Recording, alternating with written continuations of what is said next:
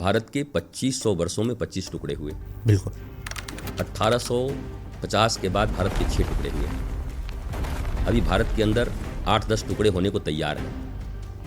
आपको दिखाई नहीं पड़ता, आपको इतिहास नहीं समझ आता। और भारत के बच्चों को हम कहते हैं हम तो 21वीं शताब्दी के हैं, हम ये सब नहीं मानते हैं, हम तो साइंस एंड टेक्नोलॉजी मानते हैं, हम तो डेवलपमेंट मानते हैं। जाओ डेवलपमेंट करो जाके अफगानिस्तान में। तो युवा कहीं ना कहीं धर्म से दूर हुआ।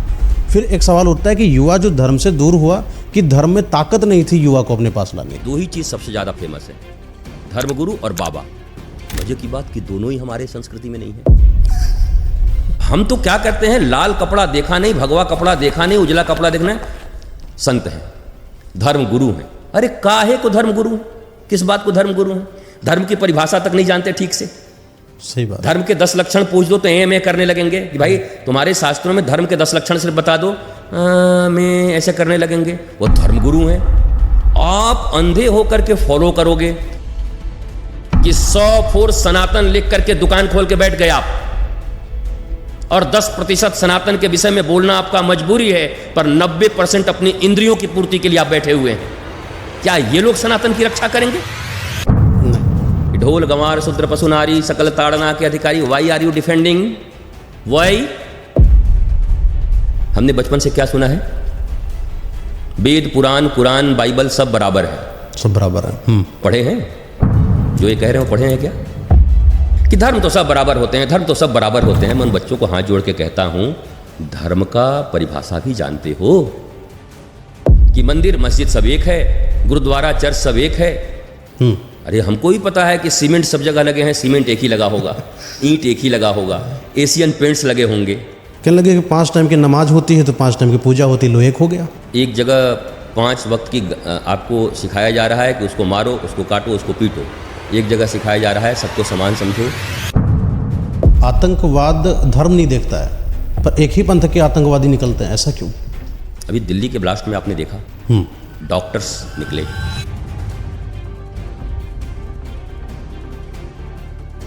लेकिन पहले कहते थे कि अनपढ़ लोग आतंकवादी होते हैं। पर डॉक्टर गंगा यमुना को माँ कहते हैं, कहते तो हैं, सबसे ज़्यादा गंदा भी हम ही करते हैं। क्या करें, केवल नदी होती तो शायद साफ भी रह जाती। The beginning of real spirituality is who am I, why I am here and what I am doing. 60 साल तक इस देश में ये नैरेटिव रहा कि सांप्रदायिकता के डर से लोग अपने आप को सेकुलर कहते थे। मैं सांप्रदायिक नहीं हूँ, मैं सांप्रदायिक नहीं हूँ। आप सांप्रदायिक नहीं, मैं बिल्कुल सेकुलर हूँ, मैं सेकुलर हूँ। जबकि मैं कहता हूँ गर्व से कि मैं सांप्रदायिक हूँ। पर धर्म एक था, एक है और एक ही रहेगा, उसको सनातन कहते हैं। धर्म 10 नहीं हो सकता। ये मजहब हैं, 300 से ज़्यादा विश्व में जो भी हैं वो मजहब हैं। एक तरफ बुद्ध खड़े हैं, एक तरफ बुद्धू खड़े हैं। न दूसरी कोई जाति होती है, न दूसरा कोई संप्रदाय होता है, न दूसरा कोई मजहब होता है। मनुष्य के लिए धर्म बना है कि धर्म के लिए मनुष्य बना है? सवाल है। संविधान के लिए मनुष्य बना है कि मनुष्य के लिए संविधान बना है? तो भारत बचेगा नहीं। उसकी भी हालत अफगानिस्तान की तरह होगी, पाकिस्तान की तरह होगी, बांग्लादेश की तरह होगी।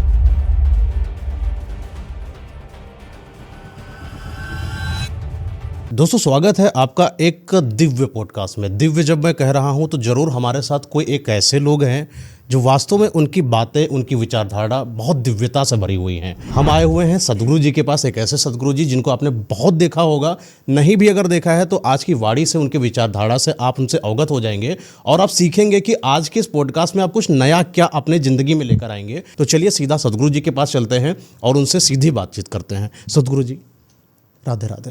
राधे। कैसे हैं सदगुरु जी? आनंदित हूँ महाराज जी। जब हम यहाँ पर आए हुए थे वृंदावन, तो जब आपकी चीज़ों को तो मैं अक्सर देख कर ही आया था और आपकी बातों को मैं सुना था, और बातों को जैसा सुना और जब आपके निकुंज वन में आया मैं, तो आपकी जो आभा शक्ति है उससे बड़ा प्रभावित हुआ। ये आभा शक्ति कैसे आती है? देखिए, इसे साधना कहते हैं हमारे आध्यात्म में। साधना का अर्थ होता है, भगवान श्री कृष्ण गीता में अर्जुन को कहते हैं अभ्यास और वैराग्य। हर चीज़ अभ्यास से आती है जीवन में। आप धार्मिक बनो, आप अधार्मिक बनो, वो भी अभ्यास से ही आता है। प्लेयर बनो, स्टूडेंट बनो, सब चीज़ में अभ्यास से ही होता है। मुझे लगता है कि मनुष्य के जीवन का एकमात्र उद्देश्य है how to live a blissful life. वो एक आनंदित जीवन कैसे जिए। आप क्रिकेटर हैं, कंट्रक्टर हैं, कंडक्टर हैं, प्रीचर हैं, टीचर हैं, लीडर हैं, इससे कोई फ़र्क नहीं पड़ता। आपकी चाहत एक ही है कि मैं आनंदित रहना चाहता हूँ। आपने सुना होगा व्यक्ति जब बहुत थक जाता है या कुछ काम करता है तो बोलता है अब मैं आराम करूँगा, ऐसा बोलता है। जी जी। आराम शब्द भी बड़ा प्यारा है, आराम। जिसके जीवन में राम आ गए उसको आराम आ गया। इस भाव से जैसे जैसे हमारी आध्यात्मिकता गहरी होती जाती है, हमारे बहुत सारे प्रश्नों के उत्तर हमें मिलने शुरू हो जाते हैं। मनुष्य जीवन में केवल रोटी, कपड़ा और मकान से परेशान नहीं है, बल्कि वो अपने थॉट से परेशान है। बिल्कुल। आप देखेंगे आपके पास भी बहुत सारे लोग आते होंगे कि ये ओवर थिंकिंग का शिकार है। ये ओवर थिंकिंग, तो आज तो दुनिया में प्रायः हर लोग ही ओवर थिंकिंग के शिकार हैं। और ओवर थिंकिंग इसीलिए है कि इस प्रतियोगी दुनिया में हर आदमी ये डिसाइड करने में लगा है और मेहनत करने में कि मैं इस प्रतियोगिता में कहाँ टिकूँगा, मेरे पास कितना धन होगा, मेरे नेम और फेम कितने होंगे। इसके लिए सभी परेशान हैं। जैसे ही आप अपने सेल्फ को रियलाइज़ करते हैं, the beginning of real spirituality is who am I, why I am here and what I am doing. यही बात भगवान शंकराचार्य कहते हैं, को हम कस्त्वम कुत आयातम। मैं कौन हूँ, तुम कौन हो और हम कहाँ आए हैं और किस लिए आए हैं। तो मनुष्य का जो फंडामेंटल प्रश्न है जीवन का वो ये है, मैं कौन हूँ, कितने वर्ष के लिए आया हूँ। हम अमर होके तो आए नहीं। 70 ईयर्स 80 ईयर्स इतनी हमारी लाइफ होगी, फिर एक फुग्गे गुब्बारे की तरह फूट जाएंगे हम भी एक दिन। तो इस 70-80 ईयर्स को अगर एक्सीडेंट नहीं हुआ तब, कोरोना में नहीं गए तब 70-80 ईयर्स, नहीं तो कब फूट जाएंगे कुछ पता नहीं। तो इतना सीरियस इस लाइफ को नहीं लेना चाहिए। Nothing is serious here. मैंने जब पढ़ा जो भी आप कहते हैं ये कोर्स के किताबें, जी जी। ये जो भारत में चल रहे हैं CBSE इत्यादि जो आप पढ़ते हैं, फिर जब हम अपने वैदिक ग्रंथों को पढ़ते हैं, फिर हम मनोविज्ञान को पढ़ते हैं, तो आप जब आध्यात्मिक होते हैं इसका अर्थ ये होता है कि आप ब्रह्मांड के नॉलेज से युक्त होते हैं।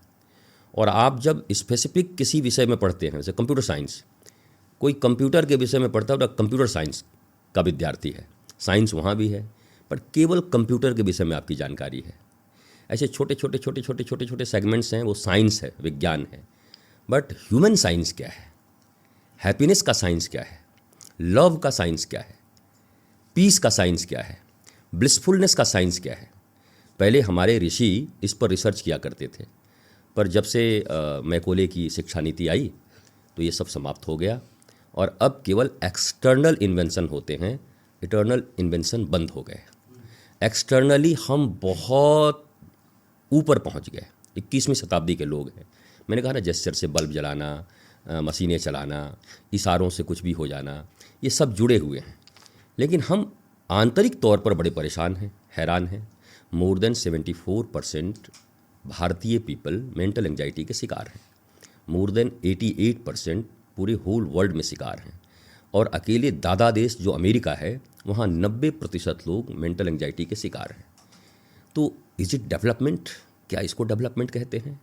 जहाँ व्यक्ति अशांत है, जहाँ व्यक्ति हैरान परेशान है, इसको तो हम विकास नहीं कह सकते। विकास तो मुस्कुराहट है। हम बाहर से भी विकसित हैं, अंदर से भी विकसित हैं। मुझे लगता है दुनिया और भारत केवल बाहर के विकास में दौड़ रहा है, हम आंतरिक विकास को भूल गए हैं। आपका मेरा यहाँ बैठना इसी बात का द्योतक है कि हम लोगों को आंतरिक विकास की ओर उनकी दृष्टिपात करा सकें, लेकर चलें। महाराज जी, जैसे कि अपने जो संत होते हैं, जब भी मैं संत से मिलता हूँ तो उनके बातों में भगवान का नाम होता है, राधा जी का नाम होता है, कृष्ण जी का नाम, जो जैसे रहे उनका वैसा नाम होता है। लेकिन जैसे मेरी मुलाकात आपसे हुई तो आपने बोला कि मुझे जो ये जितना युवा है इनको एजुकेट करना है, क्योंकि अगर वो एजुकेशन में आ गया तो बेरोजगारी अगर ख़त्म हो जाए अपने देश से तो वो कहीं ना कहीं आगे बढ़ सकता है। वहीं पर आप धर्म को भी इंक्लूड करते हैं साथ में, साइंस के साथ। ये आपका जो तर्क है जो थोड़ा सा अलग है लोगों से, ये क्यों है और कारण क्या है इसका? देखिए, बिना जाने अगर आप मानेंगे तो कल टूटेंगे। कोई ना कोई एक सिद्धांत आएगा जो आपको तोड़ देगा। ठीक है। परंतु जब आपके मन में प्रश्न होगा, कहते हैं ना कि एक सच्चा नास्तिक ही आस्तिक हो सकता है। सच्चा नास्तिक आस्तिक हो सकता है। और नास्तिकता की पराकाष्ठा पर अगर वो नहीं है तो कभी सच्चा आस्तिक नहीं हो सकता। वो किसी न किसी समय जाकर टूटेगा। हमारे यमुना जी में आप जाकर के देखो, गीता फाड़ के बहाई गई हैं, रामचरितमानस फाड़ के बहा देते हैं। हमने तो एक बूढ़ी मैया को देखा, तो लड्डू गोपाल को बहा रहे थे। हमने कहा क्यों भैया, क्या बने रहे? बोला हमको क्या मिला, हमारे घर में हम 70 साल से इसकी पूजा किए, हमारे घर में कोई सुख नहीं आया, इसको हम यमुना जी में फेंक देंगे। वो यमुना जी में फेंक आए अपने लड्डू गोपाल को। मतलब उनकी आस्था ब्रेक हो गई 70 साल की आयु में। जब आप सतही तौर पर केवल अपनी सतही कामनाओं के लिए, चाहे किसी इंसान से जुड़े हों या भगवान से, तो टूटने में समय नहीं लगता। परंतु जब आप गहरे तौर पर गहराई के साथ आपके भीतर प्रश्न हों, उन प्रश्नों का उत्तर पाते हुए चाहे किसी इंसान से जुड़ो या भगवान से, तो आपका जुड़ाव पक्का होता है और लंबे समय तक चलता है। हमारे यहाँ जो रिलेशनशिप की समस्या है वो भी यही है कि हम सतही तौर पर चमड़े देख करके जुड़ते हैं, थोड़ी मुस्कुराहट देख के जुड़ते हैं, थोड़ा डिस्को पब में गए वहाँ से जुड़ गए। कोई अभी आपने सिर्फ एक एक दृष्टि देखा है, अभी आपने जिया नहीं है साथ में। पर जब गहराई से एक मनुष्य के कमी और बेसी के विषय में हम समझते हैं कि भाई ये दिखने में तो सुंदर है, इसके भीतर भी बहुत बुराइयां होंगी, ये एक्सेप्टेंस अगर आपके भीतर है, तब तो आप उस रिश्ते को चला सकते हैं। पर आपने बाहर से देखा और आपको लगा कि इससे दुनिया में कोई अच्छा हो ही नहीं सकता। पर यह भी तो हो सकता है कि उससे बुरा मन भी किसी का नहीं हो सकता है, क्योंकि मन को मेज़र करने का तो तरीका आपके पास है नहीं। थर्मामीटर है जिससे हम मनुष्य के भीतर की गर्मी माप लेते हैं, पर थर्मामीटर कहाँ है? धर्मामीटर कि हम किसी के भीतर के धर्म को माप सके। धर्म को मापने का जो थर्मामीटर हमारे पास यही है कि दान कितना करता है, मंदिर कितना जाता है, तिलक कैसा लगाया है, राधे राधे कितना करता है, हम उसको धार्मिक मान लेते हैं। पर उससे दुखी व्यक्ति मैंने इस संसार में देखा नहीं।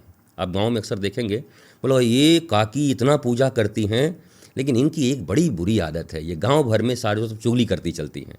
ये दादी इतनी पूजा करती हैं पर दुखी रहती हैं हमेशा, हमारा बेटा ठीक नहीं है, पोता हमारी बात नहीं सुनता। अगर आप आध्यात्मिक हैं तो दुखी क्यों? और अगर आप दुखी हैं तो आध्यात्मिक कैसे? क्योंकि प्रहलाद के जीवन में भी प्रतिकूल परिस्थितियां हैं, मीरा के जीवन में भी प्रतिकूल परिस्थितियां हैं। आप जितने भी भक्त देखेंगे, अरे भक्त छोड़ो, आप जिनको भगवान कहते हैं, भगवान श्री राम, भगवान श्री कृष्ण, इनके जीवन में भी केवल प्रतिकूल परिस्थितियां ही हैं, अनुकूल तो कभी दिखता नहीं है। पर उन प्रतिकूल परिस्थितियों में भी इनकी मुस्कुराहट, इनका आनंद, इनकी शांति वो बनी रहती है। इसलिए परम आध्यात्मिक महापुरुष हैं। और हम थोड़े से ही प्रतिकूल परिस्थिति में बिखर जाते हैं। बिखरना और निखरना दो शब्द है। अगर प्रतिकूल परिस्थितियों में निखर गए तो आप आध्यात्मिक हैं, और प्रतिकूल परिस्थितियों में आप बिखर गए तो आप आध्यात्मिक नहीं हैं, आप अज्ञानी मनुष्य हैं और कामी मनुष्य हैं। इसलिए मेरा ऐसा मानना है कि व्यक्ति के भीतर कामना होनी बुरी बात नहीं है। धर्म के 4 अंग हैं, धर्म, अर्थ, काम, मोक्ष। सनातन संस्कृति में 4 पुरुषार्थ कहे गए हैं। किसी भी मनुष्य के भीतर 4 पुरुषार्थ होते हैं। पहला है धर्म, अर्थ, काम, मोक्ष, 4। तो काम और अर्थ तो सब में मिलेगा आपको, पर धर्म और मोक्ष गायब है। धर्म और मोक्ष 2 किनारे हैं, काम और अर्थ उसके बीच बहती हुई नदी है। जब किनारे टूट जाएं तो बाढ़ आ जाती है। आप कभी काशी गए होंगे, वृंदावन में ही यहाँ पर देखो, यमुना जी की हम आरती करते हैं, गंगा जी की हम आरती करते हैं, पर यही यमुना जी और गंगा जी जब बाढ़ लेकर के हमारे घरों में घुस जाती हैं तो हम झाड़ू मार मार के इनको निकालते हैं। तो कोई पूछे कि अरे यमुना जी को झाड़ू मार रहे हो तुम, गंगा जी को, इनकी तो पूजा करनी चाहिए, क्योंकि उन्होंने मर्यादा तोड़ दिया। मर्यादा किनारे तोड़ करके हमारे घर में घुस गई तो हमें झाड़ू मारना पड़ा। मनुष्य के जीवन में भी काम और अर्थ, ये दोनों बहती हुई नदी की जलधारा है। ये बुरी नहीं है, ये जरूरी है। पर धर्म और मोक्ष के किनारे को अगर वो तोड़ दे तो बाढ़ आ गया, अनियंत्रित हो गया। अब उसकी आरती नहीं होगी जीवन में, उसको भी झाड़ू पड़ेंगे, उसको भी ठोकर पड़ेंगे। तो हमें लगता है मनुष्य को मोक्ष और धर्म की किनारे में अपने अर्थ और काम की नदी को बहने देना चाहिए। महाराज जी, आपने बोला कि मर्यादा के बारे में, और मर्यादा क्या सिखा सकता है? धर्म सिखाता है मर्यादा? देखिए, धर्म शब्द के 10 लक्षण बताए गए हैं हमारे। अच्छा। धर्म की परिभाषा हमारे शास्त्रों में बहुत कुछ क्लियर नहीं बताया गया। अलग अलग लोग अलग अलग चीज़ें बताते हैं। वाल्मीकि रामायण से पूछो कि धर्म क्या बोला, रामो विग्रहवान धर्म, राम ही विग्रहवान चलते फिरते धर्म है। कहीं पर पूछो तो बोलेंगे दया के समान कोई धर्म नहीं है, कोई कहेगा दान के समान कोई धर्म नहीं है। और लिखे हुए हैं हमारे रामचरितमानस में, लिखे हुए हैं, अलग अलग श्लोक हैं। कहीं दया धर्म है, कहीं प्रेम धर्म है, कहीं किसी को सुख देना धर्म है, कहीं स्वाध्याय करना धर्म है। तो धर्म तो करोड़ों हो सकते हैं, करोड़ों। धर्म एक ड्यूटी भी तो है। धर्म का अर्थ होता है ड्यूटी। आपकी जो ड्यूटी है वही आपका धर्म है। धर्म है। पानी का धर्म क्या है? शीतल होना। आग का धर्म क्या है? गर्म होना। ऐसे ही नदी का धर्म क्या है? बहते जाना। तालाब का धर्म क्या है? स्थिर रहना। ये सब धर्म है ना, ये सबके धर्म हैं। धर्म है कि कर्म है? नहीं, धर्म है, इसको धर्म बोलते हैं, ड्यूटीज। अच्छा। ये जल का धर्म है, गुण धर्म बोलते हैं। बोला वाटर का गुण धर्म क्या है? गुण धर्म, गुण और धर्म उसके क्या हैं? बोला वाटर का गुण धर्म शीतल होना है, प्यास बुझाता है, फला फला फला फला, ये इतने काम करता है। ये कर्म नहीं है। कर्म तो ये हुआ, कर्म तो रावण भी करता है, कर्म तो कंस भी कर रहा है, कर्म तो आप भी कर रहे हैं, हम भी कर रहे हैं, राम भी कर रहे हैं, कृष्ण भी कर रहे हैं। पर जो लोग ये कहते हैं कि कर्म ही पूजा है, तो रावण कर्म नहीं कर रहा था, तो पूजा ही कर रहा था। कर्म जो होता है, कर्म और अकर्म, ये डिसाइड कैसे कर्म, होगा? अकर्म, विकर्म। विकर्म। और फिर एक है सुकर्म, अभी निकला हुआ है। अच्छा। आपने सु जहाँ लग गया सुंदर, सुंदर। वो कर्म जो सुंदर हो, अर्थात जिसका परिणाम सुंदर हो। सुंदर कौन है इस दुनिया में? सबसे सुंदर कौन है? सत्यम शिवम सुंदरम। श्री कृष्ण को ही सुंदर मानते हैं, ईश्वर को हम सुंदर मानते हैं। तो उस सुंदरता के साथ जुड़ाव, उस सुंदर के साथ मेरा जुड़ाव हमें सुंदर बनाता है। केवल कर्म से कुछ नहीं हो सकता। कर्म तो सभी कर रहे हैं। लोग कहते हैं ना कि भगवान और मनुष्य के बीच में गुरु नामक दलाल की क्या ज़रूरत है। कई बार आपने सुना होगा कई लोगों को। हाँ, एक ने बहुत विवादित बयान दिया था इसमें। हाँ, बोला वो तो सीधा सीधा हम भगवान से जुड़ेंगे। अगर जुड़ जाएं तो बड़ी अच्छी बात है। भगवान के भावों को आप समझ पाएँ, ईश्वर के भावों को अगर आप समझ पाएँ और उनके अनुसार चल पाएँ तो बड़ी अच्छी बात है। गुरु का कर्म इतना ही होता है कि आपके और भगवान के बीच में तालमेल जिसको कहते हैं, आप किस फ्रिक्वेंसी पर हैं, वो किस फ्रिक्वेंसी पे हैं, वो दोनों को मैच करा देते हैं। महाराज जी, उन्होंने गुरु के जो वो है काम, उनको बिचौलिए से कंपेयर कर दिया था। हाँ, लेकिन बिचौलिया शब्द खराब नहीं है। अच्छा। देखिए, दलाल कहते हैं, बिचौलिया कहते हैं, उसको इंग्लिश में एजेंट कहते हैं। एजेंट, एजेंसी बोलते हैं ना। इनके पास पता है किस चीज़ का एजेंसी है? बोला घड़ी वॉशिंग पाउडर का एजेंसी है। ये बहुत बड़े बिजनेसमैन है। एजेंसी कहने में तो बुरा नहीं लगता, दलाल कहने में बुरा क्यों लगता है? जबकि दोनों शब्द तो वही हैं, एक इंग्लिश में है, एक हिंदी में है। अगर हम माने जितने भी संत हैं वो भी तो एजेंट हैं। किसके? सत्कर्मों के, सद्गुणों के, सच्चाई के, सत्य के, प्रेम के, न्याय के, उसके एजेंट ही तो हैं। और एजेंट का हिंदी क्या है? दलाल। एजेंट का क्या है? बिचौलिया, जो आप तक पहुंचाता है। बिचौलिया सब बुरा थोड़ी है। अगर सत्य के बिचौलिया हैं, आप सत्य पहुंचा रहे हैं, ट्रांसपोर्टेशन कर रहे हैं, आप हथियार बिक्री कर रहे हैं, ट्रांसपोर्टेशन कर रहे हैं, आतंकवादी हैं, पकड़े जाएंगे आप लोगों तक आलू पहुंचा रहे हैं, आप लोगों तक दवाइयां पहुंचा रहे हैं, बोला जाएगा बहुत बड़े ट्रांसपोर्टर हैं, लोगों तक ज़रूरत की सामान पहुंचाते हैं। तो बिचौलिया, दलाल, एजेंट, सब इसमें बुराई क्या है? नहीं, बुराई इस पे बिचौलिए में नहीं है। बुराई इस चीज़ में है कि जब हमारे हिंदू धर्म के संतों पर या पंडितों पर, जिन्होंने पूजा पाठ के कर्मों को बताया, आप इनको बिचौलिए बोल दिए और अपने आप को महान साबित कर दिए। तो आप क्यों भूल गए कि जब आपको पढ़ाने वाला जो मास्टर है वो भी बिचौलिया हुआ, क्योंकि ज्ञान तो किताबों का आपको उसने भी दिया। देखिए, एक शब्दकोश है हमारे यहाँ पर, उर्दू का है, पर उर्दू कहीं अरब से नहीं आया, वो तो इधर ही भारत में ही सब जन्म लिया है। उधर तो दूसरे सब अरब के दूसरे लैंग्वेज। नालायक, अच्छा, नालायक उर्दू शब्द है। हाँ, नालायक शब्द बड़ा उल्टी लगता, गाली लगता है, ए नालायक। पर आप देखो, इतना प्यारा वर्ड है नालायक। इस कर्म के जो लायक नहीं है, इट मे बी पॉसिबल एक डॉक्टर हैं और इंजीनियरिंग के लिए वो नालायक हैं, वो उसके लायक नहीं है। एक इंजीनियर डॉक्टर नहीं बन सकते, डॉक्टर नहीं है वो, तो बोलते हैं नालायक, उसके लायक ये नहीं है, उसके एबल नहीं है। तो नालायक बोलने से तो बड़ा तेज गुस्सा आता है, बड़ा गाली आता है। पर जब आप ध्यान से विचार करोगे, नालायक, इसके तो मैं लायक नहीं हूँ, इसके योग्य तो मैं हूँ, एलिजिबल नहीं हूँ, मेरी एलिजिबिलिटी नहीं है। तो इसमें बुराई क्या है? मैंने जिस बिचौलिया शब्द को आपको कहा, यही तो है। देखिए, बरसों पहले, करीब 15 साल हो रहे होंगे, 15-17 साल पहले योगी आदित्यनाथ जी सांसद रहे गोरखपुर के। हम गोरखपुर में थे, हमारी उनकी मुलाकात, एक कार्यक्रम में हम गए हुए थे साथ में, उन्हीं के आश्रम में। हमारी चर्चा हुई कि आप राजनीति में क्यों आए। तो उन्होंने कहा कि जो भीतर कीचड़ है, उस कीचड़ को मैं दूर करने आया हूँ, उसके बाद मुझे इससे कोई मतलब नहीं होगा। फिर चर्चा चली सांप्रदायिकता पर। बोला ये सारे पत्रकार लोग हम लोगों को सांप्रदायिक कह देते हैं। फिर हमने चर्चा किया, हमने कहा कि सांप्रदायिकता का अर्थ तो ये होता है, सम्यक प्रकार से हमारे पूर्वज अपने आने वाली पीढ़ियों को जो विधा, जो ज्ञान, जो गुण प्रदान करते हैं, उसको संप्रदाय कहते हैं। सम्यक प्रकार से प्रदाता, सम्यक प्रदाता को बोलते हैं संप्रदाय। तो इसमें बुरा मानने की क्या बात है? तो इतना मुस्कुराए योगी आदित्यनाथ जी, बोला ये तो मजा आ गया, ये तो आनंद आ गया। अब तो संप्रदाय का अर्थ ही होता है सम्यक प्रकार से हमारे पूर्वजों ने हमें जो कुछ दिया है, हमारी संस्कृति दी है, हमें जीने का ढंग दिया है, हमें शास्त्र दिए हैं, हमें शस्त्र दिए हैं, हमें मानवता सिखाई, जो कुछ भी उन्होंने सिखाया है उसी को संप्रदाय कहते हैं। तो गर्व से कहो मैं सांप्रदायिक हूँ। 60 साल तक इस देश में ये नैरेटिव रहा कि सांप्रदायिकता के डर से लोग अपने आप को सेकुलर कहते थे। मैं सांप्रदायिक नहीं हूँ, मैं सांप्रदायिक नहीं हूँ। आप नहीं, मैं बिल्कुल सेकुलर हूँ, मैं सेकुलर हूँ। जबकि मैं कहता हूँ गर्व से कि मैं सांप्रदायिक हूँ।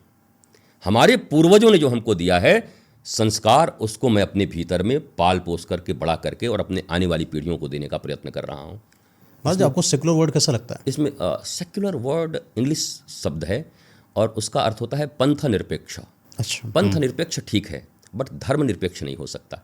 धर्म निरपेक्ष शब्द सही नहीं है, व्याकरण की दृष्टि से भी, किसी भी दृष्टि से सही नहीं है, क्योंकि धर्म अनेक होता ही नहीं, धर्म एक होता है। आपने कभी सुना है हमने क्या कहा है? हमारे यहाँ उद्घोषणा क्या है? धर्म की जय हो, अधर्म का नाश हो। आपने सुना किसी पर्टिकुलर धर्म का जय हो? हमने कहा धर्म की जय हो। हमने उसके पीछे कुछ नहीं लगाया है। धर्म की जय हो, अधर्म का नाश हो, प्राणियों में सद्भावना हो, विश्व का कल्याण हो। ये हमारा सीधा सा फंडा है हमारे धर्म का। ठीक है, विश्व का जो धर्म है उसका यही फंडा है। अब पंथ लगते हैं उसके पीछे पीछे। मजहब करोड़ों हो सकते हैं। जब ऋषि थे तब भी लिखा हुआ था नाना मुनि नाना मत। जितने मुनि हैं उतने मत हो सकते हैं। आज 8 अरब की जनसंख्या, 8 अरब मत हो सकते हैं, 8 अरब मजहब हो सकते हैं। इसमें बुराई क्या है? पर धर्म एक था, एक है और एक ही रहेगा, उसको सनातन कहते हैं। धर्म 10 नहीं हो सकता। ये मजहब हैं, 300 से ज़्यादा विश्व में जो भी हैं वो मजहब हैं, वो मत हैं, यानी कि वो सोचिए पंथ समझिए। हैं, हाँ, वो धर्म नहीं है। धर्म एक है। दुनिया को 2 भागों में बांट दीजिए, बड़ी प्यारी सी बात है। एक तरफ बुद्ध खड़े हैं, एक तरफ बुद्धू खड़े हैं। न दूसरी कोई जाति होती है, न दूसरा कोई संप्रदाय होता है, न दूसरा कोई मजहब होता है। बुद्ध एक तरफ खड़े हैं। बुद्ध का अर्थ होता है सेल्फ रियलाइज पर्सनालिटी, आत्मज्ञानी मनुष्य। हमारे यहाँ मदालसा ने अपने बेटों को 7 साल की उम्र में उनको आत्मज्ञानी बना दिया था। आत्मज्ञानी होना मनुष्य का सबसे पहला कर्तव्य है। आत्मज्ञानी हो गए, बाकी सब काम आपसे अच्छे होंगे। आप आत्मज्ञानी नहीं हैं, जो भी करोगे वो रॉन्ग होगा। तो हमारे भारतीय दर्शन में, भारतीय संस्कृति में एक माता पिता, एक समाज, एक गुरु का पहला कर्तव्य क्या है? अपने बच्चे को आत्मज्ञानी बनाना, self realized personality. Who am I? क्या मैं शरीर हूं? तब राक्षस हैं आप। अच्छा, असुसु रमन्ते इति असुरः कहा गया कि जो केवल मैं और मेरे में डूबा हुआ है उसी को असुर कहते हैं। तो अगर आप भी मैं और मेरे में डूबे हुए हैं, मैं, मेरा, ये मेरा घर, ये मेरा परिवार, इसी में आप डूबे हुए हैं। अहम ब्रह्मास्मि। अहम ब्रह्मास्मि, ये दासोहम से शुरू होता है। पहले मैं दासोहम, दास हूँ आपका। फिर सोता शिवोहम, दासोहम से शिवोहम। अहम ब्रह्मास्मि तत्त्वमसि, जो तुम हो वही मैं हूँ। जानत तुम्ही होई जाई। हमारे रामचरितमानस में लिखा होगा, तुमको जानते जानते हम तुम ही जैसा हो जाते हैं। अभ्यास करते करते हम वैसे ही हमारा कन्वर्जन हो जाता है। हम बिल्कुल वही, भृंगी कीट के बारे में एक बताया गया है कि भृंगी कीट कैसे चिंतन करता है और फिर वही बन जाता है। तो मेरा ये मानना है कि आपके जीवन का, एजुकेशन का पहला जो क्लास होना चाहिए, अगर आप मनुष्य पैदा करना चाहते हैं तो चाहे आप हिंदू हैं, चाहे आप इस्लाम में हैं, चाहे आप बुद्धिज़्म को मानते हैं, जैन को मानते हैं, जैनिज़्म को मानते हैं, कुछ भी इस दुनिया में 300 से ज़्यादा मत हैं, कुछ भी आप हैं, क्या अपने बच्चे को आपने आत्मज्ञानी बनाया? कि वो केवल शरीर तक है, इंद्रियों तक है। ये आँखों से जो देखा, इसको पाने के लिए किसी को भी मार डालने को तैयार है। अपने इंद्रिय के सुख के लिए भारत को 100 बार धोखा देने को तैयार है। ये जो आपने सुना होगा, कभी कभी कोई लोग ISI से बिक जाते हैं। क्यों बिक जाते हैं? धन के लोभ में ही बिकते होंगे ना। पैसा चाहिए, आराम चाहिए, इसलिए उनको राष्ट्र भी नहीं दिखाई पड़ता, क्योंकि वो नैरो माइंडेड लोग हैं। नैरो माइंडेड क्यों हैं? उनका एजुकेशन सही से नहीं हुआ। उनका एजुकेशन बाप बड़ा न भैया, सबसे बड़ा रुपया, नाचो ताता थैया, इस पर हुआ है और आज हम भी यही कर रहे हैं। आप अपने एजुकेशन सिस्टम को जब तक नहीं बदलते तो ये जिंदाबाद मुर्दाबाद ये बहुत इस विश्व में चलता आ रहा है, कुछ नहीं होने का है, कुछ भी नहीं होने का है। आपका एजुकेशनल सिस्टम अगर बदल गया, फंडामेंटल राइट्स है एक व्यक्ति का जन्म लेने के बाद कि उसे आत्मज्ञानी बनाया जाए। मैं बहुत प्रसन्न हूँ कि राम मंदिर और राम मंदिर से पहले भी अभी जब प्रधानमंत्री जी बोल रहे थे तो उन्होंने इस फंडामेंटल राइट्स की चिंता की। उन्होंने कहा कि मैकोले के द्वारा दी गई गुलामी की मानसिकता को हम मिटाएंगे। दैट मीन्स हम अपने प्राचीन सभ्यता, संस्कृति, वैदिक ज्ञान को अपनाएंगे। आधुनिक विज्ञान तो हमारे पास है ही, अब हम थोड़ी किसी से कमज़ोर हैं, हम तो बढ़ी रहे, आज भी कमज़ोर हैं, अभी हम उस टेक्नोलॉजी तक नहीं पहुँचे हैं। आप महाराज जी मैकोले पद्धति के बारे में बहुत लंबे समय से बोलते आ रहे हैं और बड़ा आश्चर्य है कि उसी पद्धति के बारे में मोदी जी भी बोलते हैं। देखिए राइट टाइम से, मैंने तो ये भी एक बार बोला था कि मैं अगर होता तो पहले शिक्षा नीति को बदलता फिर राम मंदिर बनाता। ऐसा क्यों? तो इसको भी बुरा नहीं माना मोदी जी, इसको क्यों बुरा मानेंगे? मुझे लगता है ये मेरी समझ है, पर उनकी समझ में वो जो कर रहे हैं वो अच्छा कर रहे हैं। मेरा ये मानना है कि भारत की डेमोग्राफी जिस तरीके से चेंज हो रही है, मेरा ये मानना है भारत के पड़ोसी राज्यों में, राष्ट्रों में जो कुछ हुआ है उसको देख करके भी भारत अगर आंख मूंद करके बैठा हुआ है तो भारत बचेगा नहीं। उसकी भी हालत अफ़गानिस्तान की तरह होगी, पाकिस्तान की तरह होगी, बांग्लादेश की तरह होगी। और ये तीनों हालत किसी भी राष्ट्र के लिए, मानवता के लिए अच्छा नहीं होगा, जहाँ ह्यूमन राइट्स को तार तार कर दिए जाते हैं, मनुष्य को मनुष्य समझा ही नहीं जाता है। एक बर्बर लोग एक ही चश्मे से पूरी दुनिया को देखते हैं, कहते हैं या तो ये स्वीकार करो या तुमको हम मारेंगे। हाँ, ये तो दुनिया नहीं हो सकती, ये तो धर्म हो भी नहीं सकता, है तो अध्यात्म हो भी नहीं सकता। हमारे यहाँ चारवाक दर्शन को भी महत्व दिया गया है। आप जरा सनातन संस्कृति के विषय में सोचिए, चारवाक को भी महत्व दिया गया। भगवान राम के 2 गुरु, एक वशिष्ठ एक विश्वामित्र, दोनों में 36 के आंकड़े थे। भगवान राम के गुरु में 36 के आंकड़े थे, मतलब दोनों विपरीत चलते थे, पर दोनों ऋषि थे और भगवान दोनों को गुरु मानते थे। वशिष्ठ के पास क्या गुण है, वशिष्ठ से लेते थे। विश्वामित्र के पास क्या गुण है, विश्वामित्र। वो मत की लड़ाई थी, मत। मेरा मत ये कहता है, मेरा मत ये कहता है। आप घर में हैं, आप 2 भाई हैं, आपके भी मत अलग हो सकते हैं, पर प्रेम अलग थोड़ी हो सकता है। आप प्रेम करते हैं, आप जानते हैं वो भी आत्मा, मैं भी आत्मा। इस पृथ्वी पर हम दोनों आए हैं मंगल से जीने के लिए और मंगल करने के लिए। ये अगर फंडामेंटल चीज़ आपका क्लियर है तो आप कभी भी गर्हित निम्न कर्मों की तरफ नहीं जाएंगे। पर ये अगर आपको पता नहीं है, अगर ये गहराई से माता पिता ने आपके भीतर नहीं बिठाया है, तो आप कभी भी कहीं भी बदल जाएंगे। आप कभी भी आज पुलिस में, कल आतंकवादी बन जाएंगे। आज आप किसी की रक्षा कर रहे हैं, कल उसी के भक्षक बन जाएंगे, क्योंकि आपके पास आत्मज्ञान ही नहीं है, आपको पता ही नहीं है। आप इंद्रियों के द्वारा ड्राइव हो रहे हैं। आपको आंख ड्राइव कर रहा है, सुंदरता। रावण को कौन ड्राइव कर रहा था? जहाँ सुंदर देखे दौड़ पड़े, जबकि मंदोदरी खुद ही 3 सुंदर थी। जहाँ सुंदरता देख पड़े दौड़ पड़े। राम और रावण का 2 अंतर हम लोगों ने देखा। भगवान राम कहते हैं जो कुछ मेरा है वो सबसे सुंदर है, मेरे पास जो कुछ भी है सबसे सुंदर है। रावण कहता है दुनिया में जो सुंदर है वो सब मेरा होना चाहिए, तो इसलिए वो मारा भी गया। तो केवल सिद्धांतों का अंतर है। और रावण के विषय में एक बड़ी प्यारी बात है, अब लोग बोलेंगे कहाँ से पढ़ा आपने, आप ढूंढ लीजिएगा। रावण की माँ का नाम कैकसी है, कैकसी। तो रावण जब छोटा था तो माँ उसको सिखाती थी कि तुम्हारे मामा सब दैत्य हैं, मतलब वो दैत्य वंश की है, असुर वंश की है। तो बोलती थी कि तुम जब बड़ा होना तो देवताओं से युद्ध करना, क्योंकि तुम्हारे मामाओं को बड़ा कष्ट दिया है देवताओं ने। पिता ऋषि कुल के थे, पिता कहते थे तुम सात्विक बनो, देवताओं के साथ रहना। वो बड़ा कन्फ्यूजन में रहता था। एक दिन एक आचार्य के पास गए वो कि माता अलग सिखाते हैं, पिता अलग सिखाते हैं, मैं किसका मानूं? तो आचार्य भी साधारण ही होंगे, उन्होंने कहा मातृ देवो भव, पितृ देवो भव, पहले माँ का सुनो।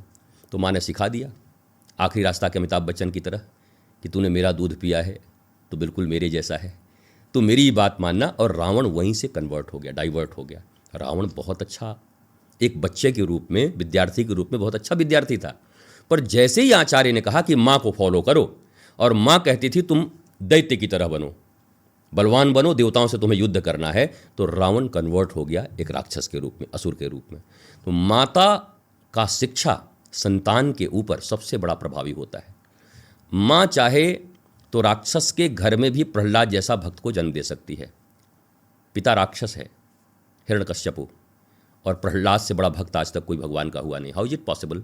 लोग कहते हैं मैं क्या करूं, इसका पिता शराब पीता है, इसका पिता ऐसा है, इसीलिए भी ऐसा होता जा रहा है। नहीं नहीं माँ, मेरा ऐसा मानना है कि अगर आप कयाधु की तरह हैं, प्रहलाद की माँ की तरह, तो आप अपने बच्चे को प्रहलाद बना सकती हैं। माँ के भीतर वो ताकत है, बना सकती है। सही बात है। माँ अबला नहीं है, माँ सबला शब्द है हमारे यहाँ। माँ को क्या बोलते हैं? शक्ति। सबला, शक्ति।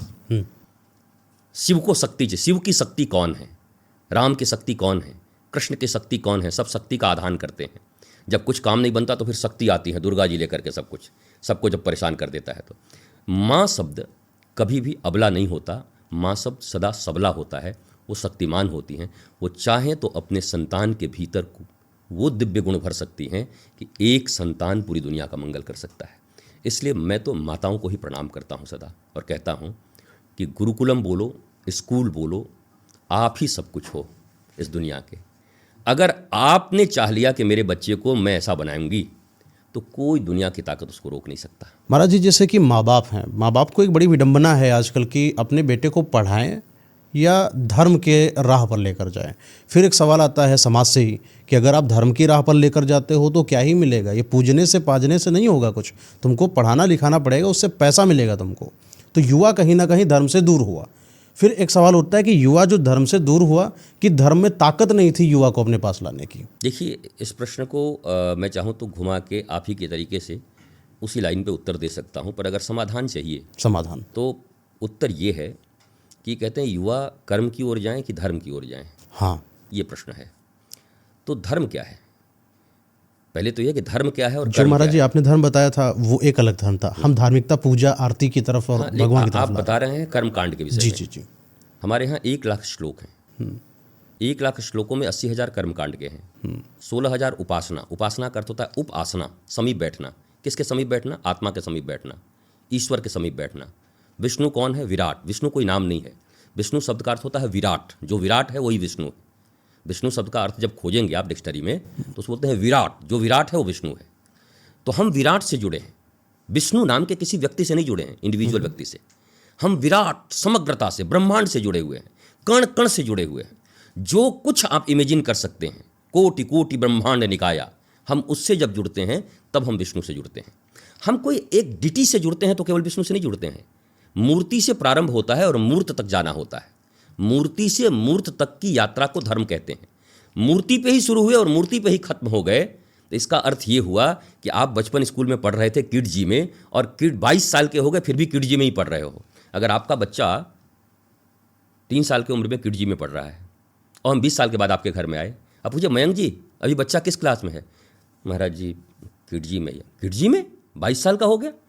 महाराज जी मंद बुद्धि निकल गया, बहुत इलाज कराया, कुछ नहीं हुआ, वो समझ ही नहीं पाता कुछ। मंद बुद्धि मतलब उसकी बुद्धि विकसित नहीं हो पाई, आज भी 2 साल के बच्चे की तरह उसकी बुद्धि है। तो ये खुशी का विषय है कि रोग का विषय है? तो रोग हो गया, जिंदगी खराब हो गई। आपको 80,000 कर्म कांड मिले, 16,000 उपासना मिला, 4,000 ज्ञान का कांड मिला। आप पूरी जिंदगी अभी तक मरने के कगार पर चले गए, भी कर्मकांड ही आपका खत्म नहीं हुआ है। वहाँ दौड़ो, वहाँ बांधो, वहाँ निकलो, वहाँ घूमो, उसको चूमो, उसको भागो, मजार पे जाके चादर चढ़ा दो। भारतीयों की इतनी दुर्भिक्ष अवस्था है कि जिनका हम नाम लेते हैं, गाजी ये गाजी वो, जिन्होंने बुरी तरीके से भारतीय सनातन संस्कृति के लोगों को काटा, मारा, लूटा, उनके ऊपर हम चादर चढ़ाते हैं। ये तो हमारा एजुकेशन है, ये तो हमारी पढ़ाई। अकबर को महान बना दिया। हम पढ़ाई यही पढ़ रहे हैं। अब बताइए कि जिस देश के युवा इतने समझदार हों, जिस देश का नागरिक इतना समझदार हो कि अपने ही पीढ़ियों को लूटने और काटने वाले का वो पूजा कर रहा है, तो उस पीढ़ी को आप कहेंगे कि 21वीं शताब्दी के हैं, ये तो गुरुजी ये 21वीं शताब्दी के हैं, सब विज्ञान को मानते हैं। अरे कुछ नहीं जानते वो। जो आदमी अपने पूर्वजों को मिटा देने वाले तक को नहीं पहचानने को तैयार, उसको आप वैज्ञानिक बोलते हैं? किस बात का विज्ञान जानता है वो? किस बात का टेक्नोलॉजी है उसके पास में? साधारण ज्ञान नहीं है, जीके नहीं है उसके पास, जनरल नॉलेज नहीं उस व्यक्ति के पास। तो मुझे यही दुख होता है कि हमारा जो शिक्षा का पैटर्न है वो बड़ा बैड है। शिक्षा का पैटर्न मैकोले, हालांकि मैकोले ने एक अच्छा काम भी किया था, मैं कभी कभी याद करता हूँ। अब मुझे लगा मैं उसके अच्छे काम को ही बोल दूँ। अगर मैकोले इस राष्ट्र में नहीं आया होता, मैकोले ने अपनी शिक्षा नीति लागू नहीं की होती, तो यहाँ शरिया का कानून होता आज। अच्छा, उस समय वही चल रहे थे। उसने उसको मिटाकर और अपनी शिक्षा नीति दी। तो मैकोले से तो आप निपट भी रहे हैं, आज बोल रहे हैं कि मैकोले की शिक्षा नीति को मैं हटा दूंगा, तो आप शांति से हैं, पर उस चीज़ को हटाने में आपको बड़ा कठिन होता है, सरिया वाली बड़ी तकलीफ होती है आपको। मैं ये नहीं कहता, देखिए समझ का अभाव है। मनुष्य के लिए धर्म बना है कि धर्म के लिए मनुष्य बना है? सवाल है। संविधान के लिए मनुष्य बना है कि मनुष्य के लिए संविधान बना है? प्रश्न ये है। संविधान के लिए मनुष्य बना है कि मनुष्य के लिए संविधान बना है? हम भारतीयों के लिए संविधान बना है, हम संविधान के लिए थोड़ी बने हैं। संविधान में 100 बार अमेंडमेंट की जरूरत पड़ेगी युगानुकूल, तो 100 बार करेंगे। जैसा मैंने कभी कहा था आपको कि आज भगवान श्री कृष्ण अगर आएँ और फिर से युद्ध छिड़ जाए तो थोड़ी खोजेंगे कि ये सात्विकी उद्धव रथ लाओ, रथ से युद्ध करने जाएंगे। रथ से युद्ध करने जाएंगे तो म्यांमार हरा देगा, बर्मा हरा देगा आपको। हाँ, आप दुनिया में तो आपको राफेल लेके निकलना पड़ेगा, राफेल। कृष्ण भी आएंगे तो राफेल लेके जाएंगे, युगानुकूल चीज़ों को लेकर के जाएंगे। मेरा यही कहना है कि क्या युगानुकूल शिक्षा हमारी हो रही है? अभी आज युग की मांग क्या है? बांग्लादेश गॉन, पाकिस्तान गॉन, भारत के 2500 वर्षों में 25 टुकड़े हुए। बिल्कुल। 1850 के बाद भारत के 6 टुकड़े हुए। अभी भारत के अंदर 8-10 टुकड़े होने को तैयार हैं। आपको दिखाई नहीं पड़ता? आपको इतिहास नहीं समझ आता? भारत के बच्चों को हम कहते हैं हम तो 21वीं शताब्दी के हैं, हम ये सब नहीं मानते हैं, हम तो साइंस एंड टेक्नोलॉजी मानते हैं, हम तो डेवलपमेंट मानते हैं। जाओ डेवलपमेंट करो जाके अफगानिस्तान में, साइंस एंड टेक्नोलॉजी मानो जाकर के अफगानिस्तान में। अरे एक मानवीय प्रकृति तो बनाओ रहने के लिए, इस मनुष्य के रहने के लायक पृथ्वी तो बचे, ऐसा एक वातावरण तो बने जहां मनुष्य जी सकें। कि ऐसा लैंड बना दोगे जहां मनुष्य जी नहीं सकते, जहां मनुष्य को मार दिया जाएगा, जहां छोटी छोटी बातों पर शूट कर दिया जाएगा। अभिव्यक्ति की स्वतंत्रता कहां होती है? आध्यात्मिक लोगों के बीच होती है। शास्त्रार्थ कहां चला करते थे? आध्यात्मिक लोगों के बीच में। और आज गोलियां कहां चल रही हैं? जहां लोग आध्यात्मिक नहीं हैं। इतने कम सहनशील हैं कि उसके विषय में किसी ने बोला तो उसको मार दिया। पर आप देखिए हमारे ऋषियों के बीच में क्या होता था? शास्त्रार्थ। और जबरदस्त पूरा एक दूसरे के विरुद्ध रहते थे और तर्कों से सिद्ध करना होता था, विज्ञान और टेक्नोलॉजी से सिद्ध करना होता था कि व्हाट इज राइट, और जो सिद्ध कर देता था उसका स्थापना हो जाता था। ये नहीं कि उसको मार दे, काट दे, हटा दे, ऐसा कुछ नहीं था। आप तो मारने काटने पे लगे, हटाने पर लगे हैं। किसी भी मत के विषय में जो मत ऐसा करते हैं, सहिष्णुता जिनके भीतर में नहीं है, हमारे विरुद्ध बोलोगे तो मार देंगे। ये क्या तरीका है? आप बैठिए, एक मनुष्य हैं, तर्कों से साबित करिए। किताब मनुष्य नहीं चलाएगा, मनुष्य किताब लिखता है। मनुष्य के द्वारा किताब लिखे जाते हैं, किताबों से आदमी नहीं चलते। हो सकता है उस युग में जो लिखा गया था उस समय में, उस समय के राइट हो सकता है, मुझे पता नहीं, उस युग में मैं था नहीं, उस समय के हिसाब से वो ठीक हो सकता है। बट आज के प्रेजेंट टाइम में क्या वो चीज़ें ठीक हैं? जो चीज़ें हमें मारने मरने पर पड़ी हुई हैं, मिटाने पर पड़ी हैं, ये चीज़ें देखने की ज़रूरत है सबको।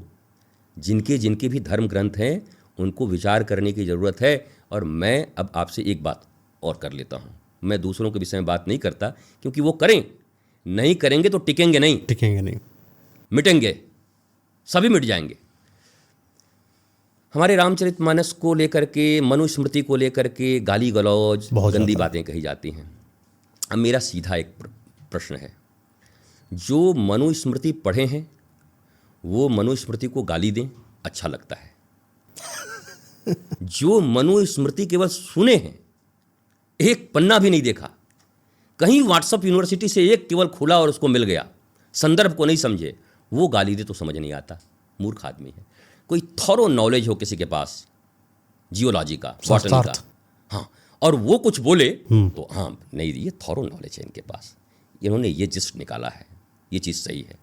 हम जानते ही नहीं, अब बोल रहे हैं। तो मैं ये कहूँगा कि पहले जिन धर्म ग्रंथों के विषय में आपको बोलना है, पहले आप उसको पढ़ लीजिए। हमारे यहाँ के जितने भी आप बड़े बड़े जजेस को देखिए, जज हैं, मंत्री हैं, बड़े बड़े अधिकारी हैं, हमने बचपन से क्या सुना है? वेद, पुराण, कुरान, बाइबल सब बराबर है, सब बराबर है। पढ़े हैं? जो ये कह रहे हैं वो पढ़े हैं क्या? वेद पढ़ें, कुरान पढ़ें, बाइबल पढ़ें? ये कितने झूठे लोग हैं जी, पढ़ा कुछ नहीं, सबको बराबर कह रहे हैं।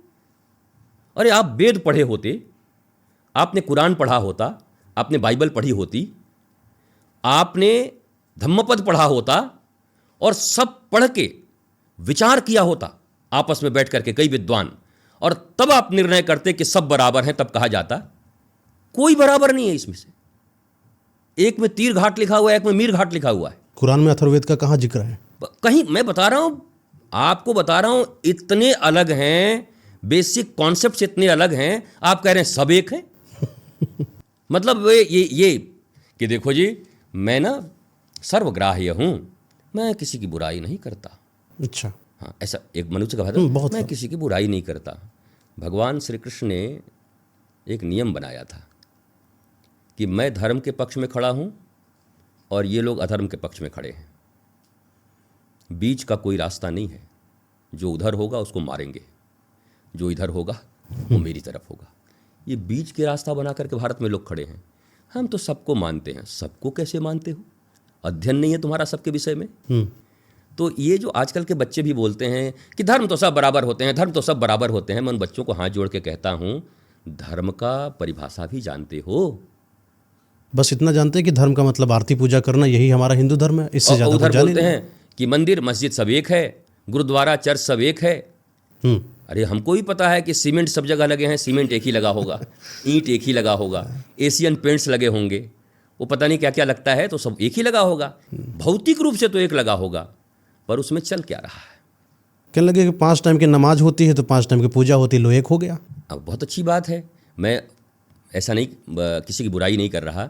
ऐसा हो सकता है एक जगह 5 वक्त की आपको सिखाया जा रहा है कि उसको मारो, उसको काटो, उसको पीटो। एक जगह सिखाया जा रहा है सबको समान समझो, सब वसुधैव कुटुंबकम् और सर्वे भवन्तु सुखिनः। आखिर ये सब बुराइयां कहाँ से आ रही हैं? अभी दिल्ली के ब्लास्ट में आपने देखा, डॉक्टर्स निकले, उमर लोग 400 डॉक्टर्स की रैकेट। खोज चल रही है, इट मे बी पॉसिबल और सामने आएगा। चूँकि अभी खोज चल रही तो हम कुछ बोल नहीं सकते। लेकिन पहले कहते थे कि अनपढ़ लोग आतंकवादी होते हैं, पर डॉक्टर, हम तो शुरू से इसको नहीं मानते, क्योंकि हमको पता है कि जो भी बॉम्ब्स बनाते हैं, जो भी टारगेट पे कोई चीज़ सेट करते हैं, वो हमसे आपसे ज़्यादा फिजिक्स पढ़े हुए लोग हैं। बिल्कुल, बहुत। तो ये अगर आप मानते हैं कि कोई व्यक्ति फिजिक्स पढ़ा और वो ज्ञानी हो गया, विद्वान हो गया, मैं नहीं मानता इस बात को। फिजिक्स पढ़ के अगर मानवता को कोई समाप्त कर रहा है, उस ज्ञान का प्रयोग वो मनुष्यों को मारने में लगा रहा है, तो राक्षस है कि विद्वान है? वो तो राक्षस है ना। वाला हाँ, तो हमने क्या माना है? फिजिक्स, केमिस्ट्री, मैथ, बायोलॉजी जो पढ़ेगा भारत तो बढ़ेगा भारत। नौकर बनेगा। क्या पढ़ेगा भारत? नहीं, क्या पढ़ेगा ये तो तय करिए। पढ़ेगा समन्वयता की बात, पढ़ेगा अपने विषय में, आध्यात्म के विषय में, जीवन के विषय में, हैप्पीनेस के विषय में, कि क्या पढ़ेगा? कुछ भी पढ़ेगा भारत और बढ़ेगा भारत। तो पढ़ तो सब रहे हैं। आखिर देखिए, आज जो एक सवाल उठता है कि मदरसों पे लोग सवाल उठाते हैं कि मदरसा में क्या, मदरसे पे सवाल नहीं उठाते। आपके स्कूलों में, मदरसों में क्या पढ़ाइयाँ चल रही हैं, ये यूनानिमस तौर पे सरकार का नियंत्रण होना चाहिए कि नहीं? बिल्कुल होना चाहिए। यूनियन गवर्नमेंट का नियंत्रण होना चाहिए कि नहीं? राष्ट्रवाद की शिक्षा हर जगह हो रही है, देखने का जरूरत है कि नहीं? मैं भी कल विद्यालय खोलूं और विद्यालय में बिल्कुल एक अलग राष्ट्र की चर्चा करने लगूं और चर्चा करूं कि भारत से हम लोगों को अलग होना है, नहीं तो मामला यहाँ ठीक नहीं होगा, या भारत को हमको लूटना है। और हम कहें कि देखिए, हम तिलक लगाए हुए हैं, हम दंड रखते हैं, हम वृंदावन में रहते हैं, सरकार हमारे पीछे पड़ी है। अरे सरकार पकड़ करके हमको जेल में डाल दे तुरंत, क्योंकि मैं राष्ट्र की अवधारणा के खिलाफ काम कर रहा हूँ। मैं राष्ट्र के बच्चों के भीतर जहर भर रहा हूँ। अब मैं यही कह रहा हूँ कि आपका नियंत्रण क्यों नहीं है? शायद डर है। सरकार से यह प्रश्न है। डर है। हाँ, डर क्यों है? डर क्यों है? अगर आप डर से करेंगे, उधर 70 साल 75 साल आपके आज़ादी के हो गए, आपका नियंत्रण क्यों नहीं है? अच्छा महाराज जी, एक सवाल है कि आतंकवाद धर्म नहीं देखता है, पर एक ही पंथ के आतंकवादी निकलते हैं, ऐसा क्यों? हाँ देखिए, मेरा ऐसा कहना है, मैं कहा पढ़ाई के ऊपर सब कुछ है, पढ़ाई के ऊपर है। यद्यपि 100% इसको मैं नहीं मानता, क्योंकि ISI से संबंध हिंदुओं के भी हैं। हरियाणा के किसी व्यक्ति का है, कोई कहीं का व्यक्ति है, अपवाद निकल जाएगा ना उसमें, कुछ लोग निकल जाएंगे। अगर मैं इसको कह दूं तो कल मैं झूठा साबित हो जाऊंगा कि आप भी महाराज वही बोल रहे हो, एक ही होते हैं। तो मैं ये कह सकता हूं, लेकिन मैसिव, बड़े नंबर में, मेजॉरिटी में देखा जाता है। और ये चिंतन का विषय राष्ट्र का है और उनका भी है। उनको भी चिंतन करना चाहिए कि मेजॉरिटी कहाँ गड़बड़ी है, कहीं हमारी पढ़ाई में गड़बड़ी है। क्योंकि देखो, जन्म से तो एक बच्चा कभी, जन्म से सभी बच्चे तो प्यारे होते हैं ना। उनके घर में बच्चा जन्म ले, हमारे घर में जन्म ले, दोनों को एक जैसे कपड़ा पहना कर गोद में ले लीजिए, दोनों एक जैसे लगेंगे, प्यार आएगा दोनों पर। एक घर में पाल लीजिए, एक जैसे निकल जाएंगे। मेरा ये कहना है कि ये जो हमने सामाजिक गतिविधि, शिक्षा, दीक्षा इत्यादि बना रखी है, इसमें हमने जहर बना रखे हैं। इस जहर को सरकार जब तक चेक नहीं करती, और वो जहर जहां दी जा रही है वो कम्युनिटी भी इसको चेक नहीं करती, अगर कि हमारे यहाँ ऐसे बच्चे पैदा नहीं होंगे, हमारे यहाँ अच्छे बच्चे पैदा होंगे, हम अच्छा चीज़ सिखाएंगे, तब तक ये जहर बढ़ता जाएगा। जर्मनी की तरह आपको एक बात यहाँ पर लागू करनी पड़ेगी कि राष्ट्र की शिक्षा पढ़ना अनिवार्य है। कक्षा 1 से लेकर कक्षा 10 तक एक ही छत के नीचे भारत के बच्चों को पढ़ना होगा, सिलेबस तय होगा और वही पढ़ना होगा। अरे जबकि बात तो सही है, लेकिन अब सवाल ये उठता है कि जितने भी बच्चे हैं जो पढ़ रहे हैं इस्लाम वाले, उन्होंने एक अपनी पद्धति पढ़ा ली, हमने अपने धर्मों को बताया नहीं, कभी नहीं सिखाया किसी भी इंसान को। और जब हम अपने धर्म के बारे में सिखाते नहीं हैं तो हम अपने अस्त्रों के बारे में भी सिखाते नहीं, शस्त्रों के बारे में, शास्त्र तो छोड़ दीजिए। अब एक समय आएगा, आपने बोला कि जितने भी देश के राजनेता हैं उनको इस चीज़ पर फोकस करना चाहिए। चलो मान लिया कर भी देते हैं, कल को एक युद्ध छिड़ भी जाता है आंतरिक, हम इतने तैयारी नहीं है कि हम जीत जाएं उनसे, क्योंकि हमारे पास 2 बच्चे रखेंगे, हम 2 में से एक खत्म हो गया तो अपना वंश विनाश हो गया, और उनके पास 12-12 बच्चे हैं। बट समस्या क्यों है? अज्ञानता के कारण।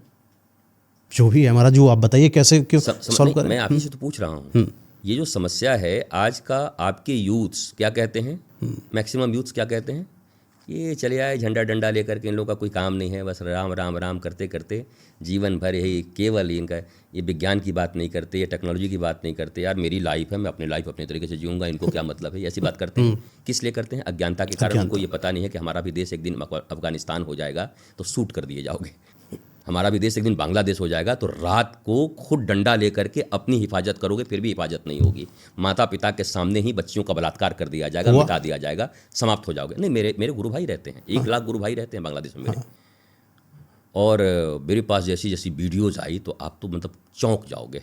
तो मैं ये बता रहा हूँ कि ये ज्ञान का अभाव बचपन से ही, मैं ये सरकार ही कर सकता है, और चेतना ये समाज ही जागृत कर सकती है।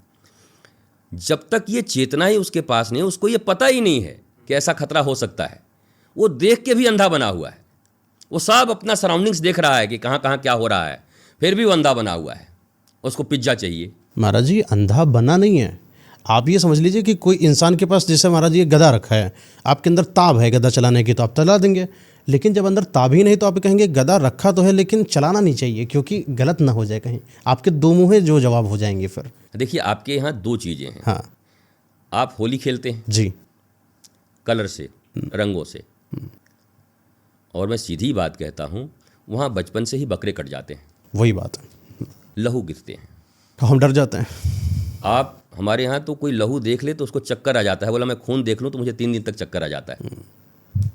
तो पालन पोषण भी एक जैसा नहीं हो रहा है ना। पहले ये बात तो जीव हत्या इत्यादि से है, इन सबको भी रोकना चाहिए। एक मनुष्य जीव की हत्या करे, चाहे वो हिंदू हो, मुसलमान हो, बौद्ध हो, ये तो शर्मनाक बात है कि जीव की हत्या आप करें, निरीह प्राणी को मारे, ये शर्मनाक बात है।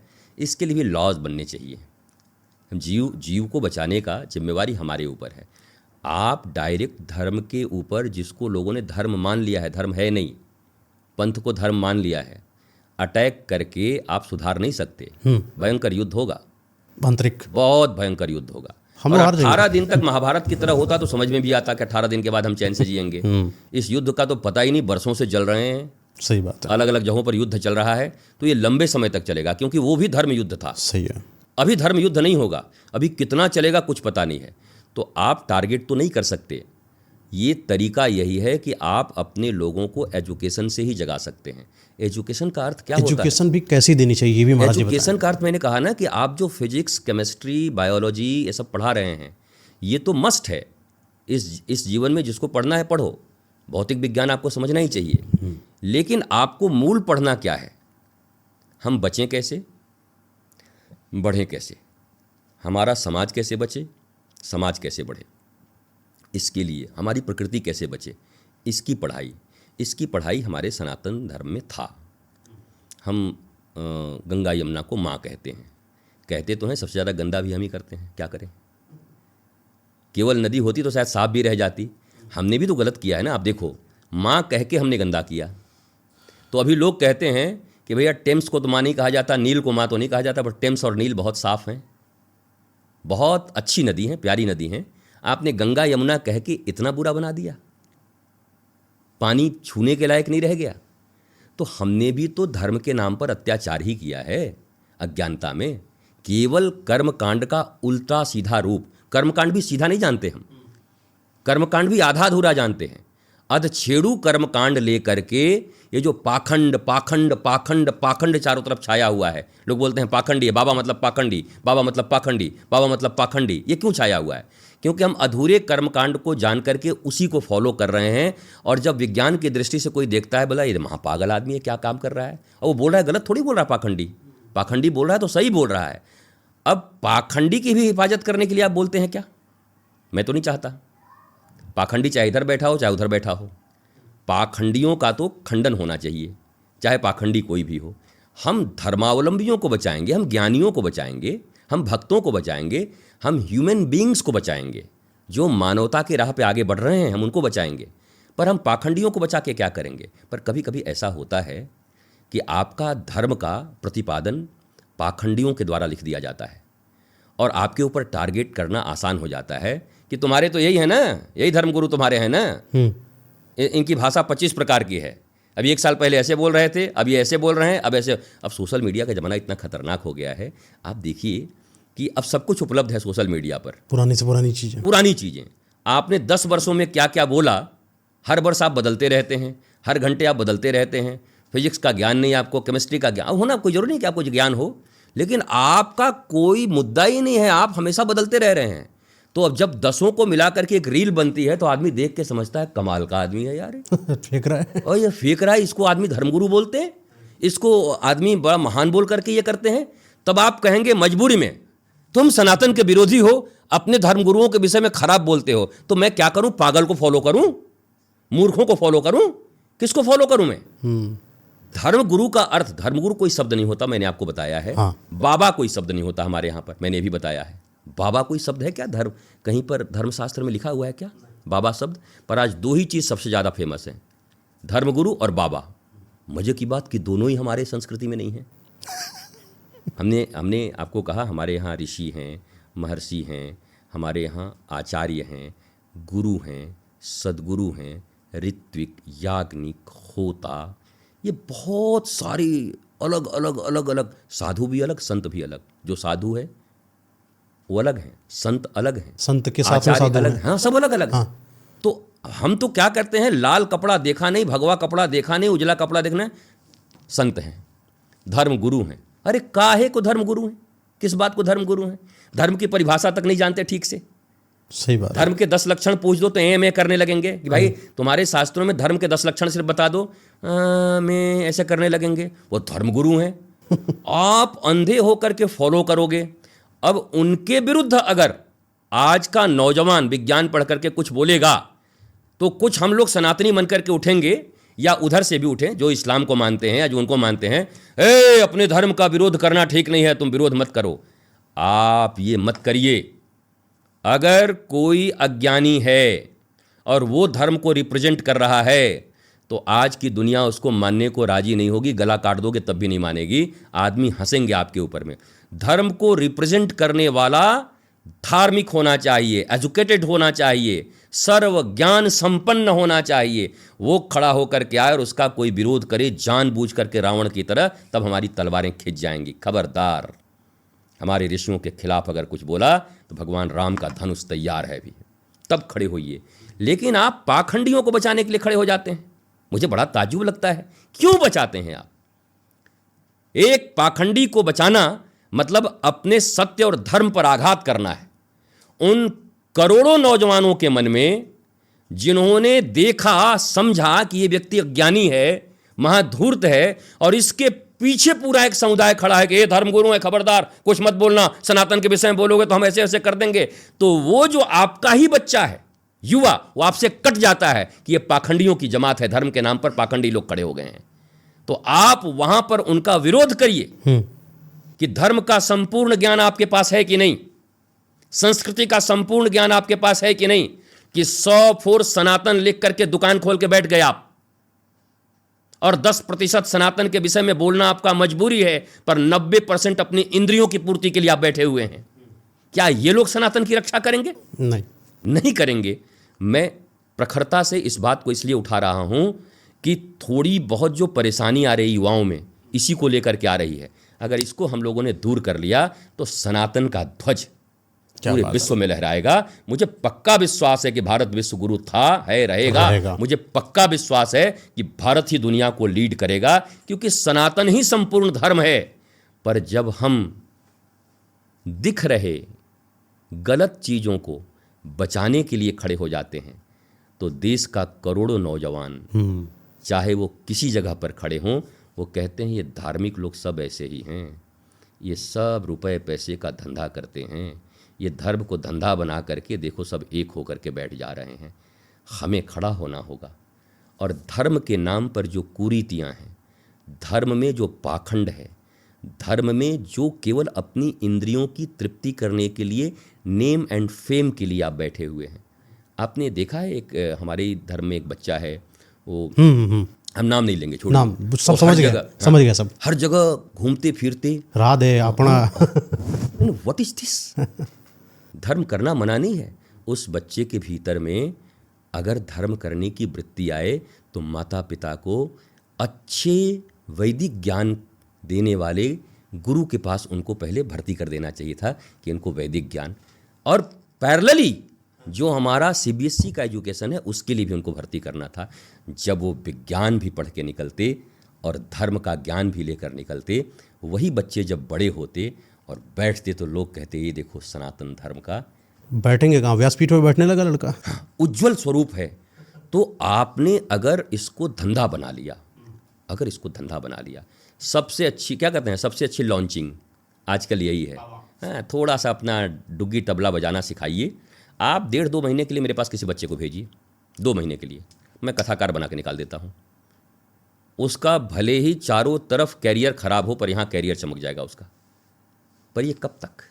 ये देश का नुकसान नहीं है? कोई बैठ करके धर्म पीठ से कुछ भी बोले जा रहा है, यही धर्म है, जो मन में है वो धर्म है। अरे तय कर दीजिए ना, सनातन संस्कृति, सनातन धर्म को अगर वेद आप मानते हैं, शास्त्र आपके पास हैं, और आधुनिक विज्ञान को मिलाकर। अच्छा, आप एक बात बताइए, क्रोसिन बहुत सारे देशों में बैन कर दी गई, क्यों? खतरनाक है। अच्छा, क्रोसिन जब बनाई गई होगी तो किस लिए बनाया गया होगा? जिस दिन बनी थी उस दिन क्रोसिन बन गया, अब बुखार उखार खत्म, मेडिकल साइंस ने बहुत तरक्की कर ली। पर 5 साल के बाद उसको बैन करना पड़ा, बोला जहर हो गया। तो विज्ञान को संकोच नहीं होता चीज़ों को बनाने में, और फिर उससे अपलिफ्टमेंट करने में, कि इसमें खराबी थी, हम अब नया जनरेशन बना रहे हैं। उसको तकलीफ नहीं होती। धर्म में बड़ा तकलीफ है जी पाखंडियों को कि यही धर्म था, यही है, यही रहेगा। और आपने बोला तो आप अधर्मी हैं। आप विवेचना क्यों नहीं करते? मैं यही बात आपसे कह रहा था कि ढोल गंवार शूद्र पशु नारी सकल ताड़ना के अधिकारी, why are you defending? Why? Tulsidas ji ने आपको कुछ दिया है डिफेंड करने के लिए? तुलसीदास जी इससे कमजोर हो जाएंगे क्या? वर्तमान समय में आप एक साथ बैठ करके सनातन धर्म के सारे धार्मिक महापुरुष और ये कहें कि वर्तमान परिस्थिति में ताड़ना शब्द का अर्थ अगर पीटना है, और अगर क्या लोग मानने को तैयार नहीं, बोला ताड़ना मतलब पीटना ही होता है, कह रहे हैं ताड़ना मतलब देखना होता है। तो मेरे भी मन में प्रश्न उठता है कि ढोल गंवार शूद्र पशु नारी सकल ताड़ना के अधिकारी, ढोल ताड़ना मतलब क्या? ढोल देखने से बचता है क्या? कि ढोल को मारना ही पड़ता है तब बचता है? तो ढोल को मारना और नारी के लिए ताड़ना मतलब देखना, और शूद्र के लिए अलग, ये काहे को इतनी कलाबाजियां सिखा रहे हो? उस समय में गोस्वामी तुलसीदास का विरोध किन लोगों ने किया था? काशी में कम विरोध हुआ था? किसने विरोध किया था? लोग मानने को तैयार नहीं थे, बोला ये कैसे रामायण लिख देगा। काशी के ही जिनको विद्वान पुरुष कहा जाता था बहुत विरोध किए थे, अरे मारने पीटने तक चले गए थे। तो बहुत सारी चीज़ें हो सकता है गोस्वामी जी को लिखनी पड़ी हों, या गोस्वामी जी के बाद इसको ऐड किया गया हो। विलियम्स एक अंग्रेज था यहाँ पर, जो 1-1 करोड़ रुपए खर्च करता था भारत के लिखे शास्त्रों के एक श्लोक को बिगाड़ने के लिए। अच्छा। एक हलंत उठ गया, हाँ आप पढ़ो ना, इतिहास पढ़ो, एक हलंत उठ गया तो पूरा संस्कृत का अर्थ बदल गया, अपोजिट बदलेगा, अपोजिट हो जाएगा। तो ऐसी गुलामी के काल में भारतीय शास्त्रों को इतना विकृत किया गया, इतना विकृत किया गया कि उसका अर्थ बिल्कुल बिगड़ गया और हम उसको डिफेंड कर रहे हैं। हमको तो बुद्धि पर तरस आती है वर्तमान के सनातन धर्मावलंबी, और हम अपने आप को धर्मगुरु कहते हैं। हमें साफ कहना चाहिए कि कॉमन मिनिमम प्रोग्राम के। तो महाराज जी, इसके लिए क्या ऐसा नहीं होना चाहिए जैसे कि एक बोर्ड होता है, जैसे आईएएस को कोई निकालता है तो उसके लिए भी अपना एक संस्था होती है कि इस चीज़ को क्वेश्चंस निकालेंगे हम आईएएस वालों के लिए, पीसीएस वालों के लिए, छोटे छोटे रेलवे वालों के लिए। तो क्या अपने लिए भी एक हिंदुओं में नहीं बनना चाहिए संगठन जहाँ पर जब भी कोई बात जाए तो प्रमाणित तौर पर जाए और उस पर ठप्पा लगा होना चाहिए कि हाँ ये बात सही है, उसके लिए धर्मगुरु कुछ प्रचार प्रसार करें? अगर ये अच्छे लोगों को लेकर बनता तो अच्छा लगता, पर आज अगर बोर्ड बन भी गया, ये भी बात है, समझ गया, तो बोर्ड में कौन लोग शामिल हो जाएंगे आपको पता है, और फिर वो भी बिक जाएगा, खत्म हो गया ना, सब बर्बाद हो गया। तो महाराज जी ये तो चीज़ें चलती रहेंगी। अब हिंदू कैसे रहेगा कैसे नहीं, हालांकि आप तो इस चीज़ों में कार्यरत हैं ही। मुझे कुछ और भी चीज़ें आपसे जानना है, जैसे कि कई बार थोड़ा सा एक पर्सनल लेवल पर लेके आते सवालों को। इंसान जो होता है कई बार कोई गलती कर देता है, बड़ा पश्चाताप भी होता है। पश्चाताप होने के बाद समय के साथ लगता है कि ये जो पुराना बोझ है गलतियों का, ये अभी भी ढो रहा हूँ। कब पता चलेगा कि भगवान ने अब क्षमा कर दिया, माफ़ कर दिया? कैसे पता चलेगा? देखिए, प्रायश्चित एक शब्द है, प्रायश्चित बोलते ना, प्रायश्चित कर लो, करना हमसे गलती हो गया, प्रायश्चित। चित्त में दोबारा वो गलती करने के भाव ना आए, चित्त में दोबारा वो गलती करने के भाव ना आए, उसी समय परमात्मा ने आपको क्षमा कर दिया। उसी समय, जिस समय आप एश्योर हो गए कि ये गलती अब मैं दोबारा नहीं करने वाला, आप यकीन मानो, और मैं करोड़ों नौजवानों को भारत में जो धार्मिक हैं और जिनको ये एक भाव रहता है मन में कि मुझे भगवान ने क्षमा किया कि नहीं, मैं आपको विश्वास दिलाता हूँ, बल्कि वो जो सेल्समैन की तरह गारंटी देता हूँ। जिस समय आपके हृदय में आ गया कि ये भूल मुझे अब नहीं करना, आप यकीन मानो उसी क्षण परमात्मा ने आपको क्षमा कर दिया। उसके बाद भी अगर कोई पाप होता होगा तो रितेश्वर भोगेगा, आप नहीं। एक और सवाल महाराज जी, जिंदगी में उतार चढ़ाव बहुत ज़्यादा है, फिर ये समझ में नहीं आ रहा है कि भगवान परीक्षा ले रहे हैं कि सच में कोई गलत मार्ग पर चले गए। अब इसके लिए भी तो थोड़ा नॉलेज चाहिए। धर्म का मार्ग अगर तय हो कि ये धर्म है, तो हमें पता चल जाए कि हम अधर्म पर चले गए हैं थोड़े। तो वर्तमान परिस्थिति में किसको धर्म, संपूर्ण धर्म पता है? नहीं है ना। तो you have to choose a living ideal, means a spiritual master. Everybody need a spiritual guru. Spiritual guru, ये पोंगापंथी गुरु नहीं, गुरु घंटाल नहीं। गुरु और गुरु घंटाल में बहुत अंतर है। जो समस्या को समाधान में परिवर्तित करते हैं, जो अंधकार से प्रकाश की ओर हमें ले जाए, जिसके पास हर चीज़ का समाधान हो, वैज्ञानिक तरीके से, तकनीकी तरीके से, धार्मिक तरीके से, तार्किक तरीके से। धर्म केवल मानने का विषय नहीं है। हम तो नहीं मानते जी, हमको कोई ज़बरदस्ती आके समझाए नहीं मानेंगे, हम कभी नहीं मानेंगे। तर्क करो, तर्क करो, तर्क करके समझाओ कि ये चीज़ सही है। बोला नहीं, तर्क में तो कभी कभी, तो कभी कभी क्या, जो सही है उसको तर्क में इस्टेब्लिश कर ही देंगे, हम छोड़ेंगे नहीं। इतना डरते क्यों हो कि तर्क में धर्म पीछे हो जाएगा, विज्ञान आगे हो जाएगा? विज्ञान ही धर्म है और धर्म ही विज्ञान है। एक का नाम है ज्ञान, ज्ञान धर्म। एक का नाम है विज्ञान, वी माने विशिष्ट। विशिष्ट किसी एक वस्तु के विषय में थॉरो नॉलेज को ही विज्ञान कहते हैं। विज्ञान प्रमाण मांगता है और आध्यात्म में अनुभूति होती है कि ये हो गया। आध्यात्म आंतरिक विषय है, विज्ञान बाह्य विषय है। फिर भी एक मनोविज्ञान नाम का सब्जेक्ट बनाया गया है, जो मन का विज्ञान, मनोविज्ञान का सब्जेक्ट है। चित्त का विज्ञान, आत्मविज्ञान, ये सब विज्ञान हमें चाहिए जीवन में। और ये तो किसी बहुत ही बड़े स्पिरिचुअल मास्टर के द्वारा संभव है, नहीं तो नहीं हो सकता। स्पिरिचुअल मास्टर चाहिए। तो पहले तो आप चुनिए एक स्पिरिचुअल मास्टर। अब आप कहेंगे गुरु अच्छा है कि सही, हमको कैसे पता चलेगा? चीज तो सवाल आएगा। जो आपके भौतिक चीज़ों के विकास के लिए ही आपको केवल प्रेरणा देता रहे, हम तुमको एक दिन टॉप बना देंगे, हम सेटिंग करा देंगे, हमारा वहाँ मुख्यमंत्री जी से पहचान है, हम तुमको ये दिला देंगे, हमारा ये है। अरे वो गुरु है। आप आध्यात्मिक नॉलेज लेने गए हैं जहाँ कामनाओं से ऊपर उठने की बात है। कामनाओं से जहाँ ऊपर उठे उसे कहते हैं आध्यात्म। अगर ऐसा कोई महापुरुष आपको मिले, इंटरेस्ट नहीं हो और नहीं बिकेगा, बिक गया तो महापुरुष नहीं है, धार्मिक नहीं है। द्रोणाचार्य गुरु नहीं है, टीचर है। गुरु और टीचर में अंतर होता है, क्योंकि जब श्री कृष्ण साक्षात धर्म के रूप में अवतरित हुए भगवान, और वो अर्जुन की तरफ खड़े हुए, तो द्रोणाचार्य कहाँ खड़े हो गए?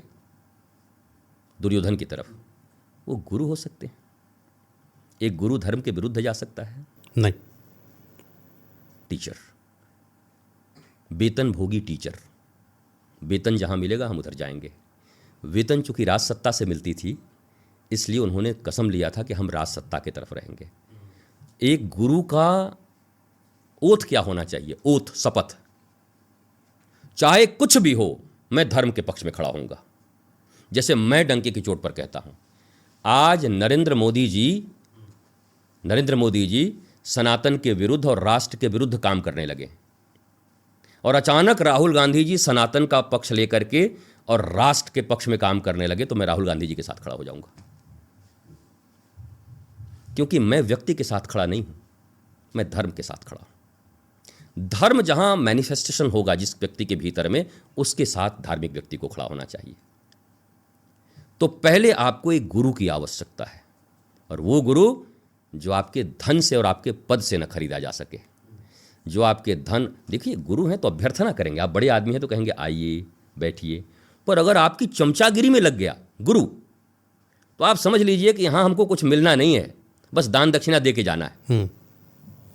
क्योंकि दो मिल गए कपटी लोग, ये लगे हैं कि कैसे इससे बढ़िया डोनेशन ले ले, और वो लगा हुआ है कि इनका उत्तराखंड के मुख्यमंत्री के साथ बहुत अच्छा परिचय है, ये काम निकले तो फिर इनके साथ बहुत गुरु है, फिर दूसरे को देखेंगे। तो दो कपटियों का है मिलन। एक बड़ा सुंदर गाना था, आज की रात है दो कपटियों का मिलन। तो ये जो मिलन होता है ना, ये गुरु शिष्य का नहीं होता, ये दो महाधुरंधर स्वार्थी कपटियों का मिलन है। यहाँ से कोई धर्म का प्रकाश नहीं होना, यहाँ से कोई आपके जीवन में प्रकाश नहीं होना। वो बैठे होंगे दिव्यता से, ना आपके धन की तरफ उनकी दृष्टि होगी, ना आपके वैभव की तरफ उनकी दृष्टि होगी।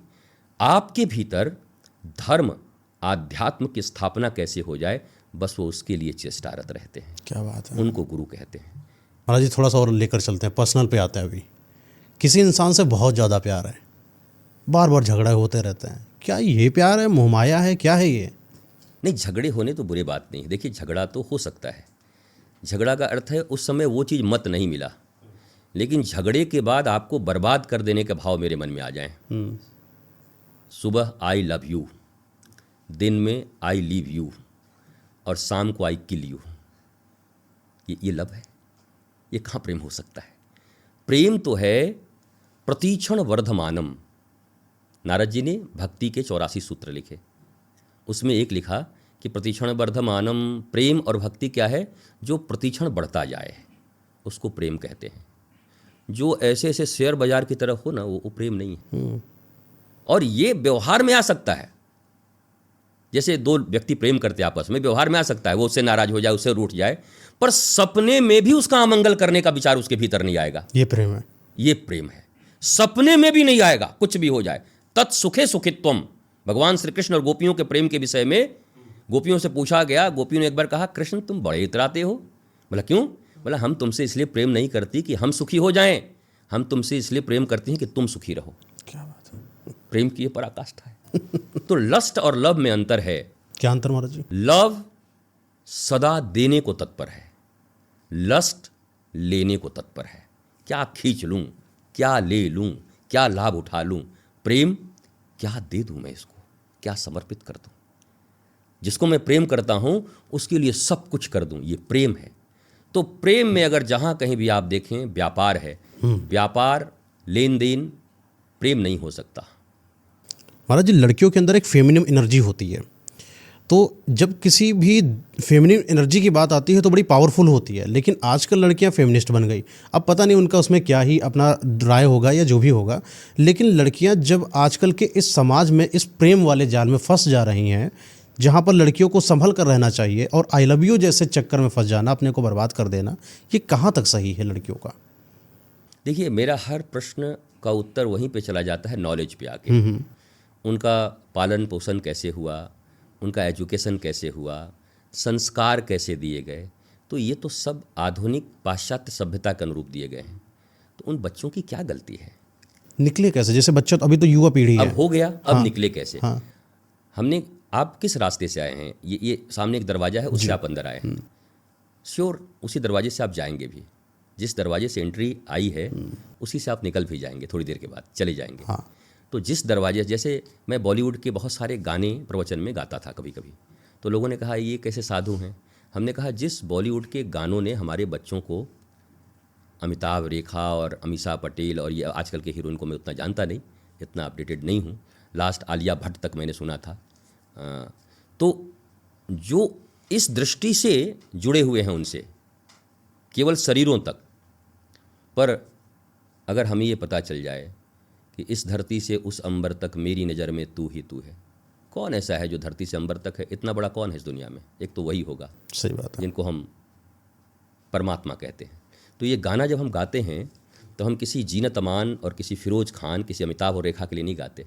मेरे हर गाने जब होते हैं तो गाने वाला मैं होता हूँ और सामने मेरे कृष्ण होते हैं, मैं कृष्ण के लिए गाता हूँ। सही बात। महाराज जी, आपको बहुत लोग सुनेंगे, और क्योंकि अपने पास युवा भी बहुत ज़्यादा हैं, हालांकि हम लोगों ने सब बातें करी, लेकिन युवाओं की जो समस्या है वो अगर हमने नहीं संभाली तो शायद युवा को संभलने का मौका ही नहीं मिलेगा, जो कि आप ही संभालेंगे। जैसे कि आजकल का युवा कभी भी प्रेम के चक्कर में किसी भी पार्टनर के बीच में फंस जाता है।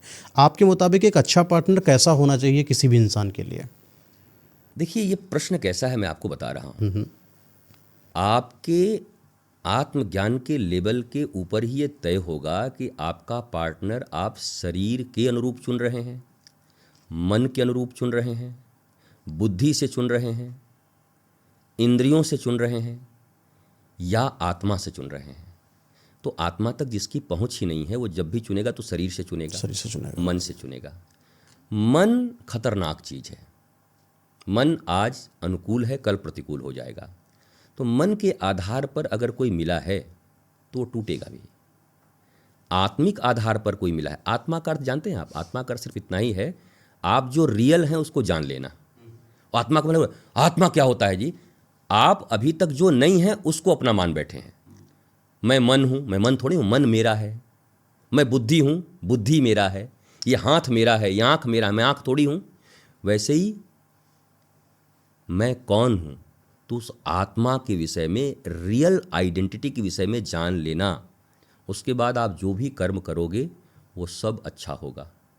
और बिना जाने आप जो भी कर्म करोगे, आप दया भी करोगे ना तो वो भी खतरनाक होगा। आप पूजा भी करोगे ना, वो भी रावण पूजा करता था कि नहीं? बहुत ज़्यादा। मेघनाथ यज्ञ कर रहे थे कि नहीं? कोई कर पाया उनके और भगवान राम ने उस यज्ञ को विध्वंस करा दिया। हमने तो सुना है कि कहीं यज्ञ हो तो भगवान खुश होते हैं। ये कैसे भगवान है जो यज्ञ को विध्वंस करवा दिए? अधर्म था ना महाराज जी। अधर्म के what's your process, it's not important, what's your motive, it's more important. Meghnath का मोटिव था इस दुनिया को कष्ट में रखना, हर व्यक्ति को अधार्मिक बनाना, हर व्यक्ति को तकलीफ देना। इसलिए भगवान ने उस यज्ञ को मिटा दिया कि इससे प्राप्त की गई शक्ति को ये मानवता को नष्ट करने में लगाएगा।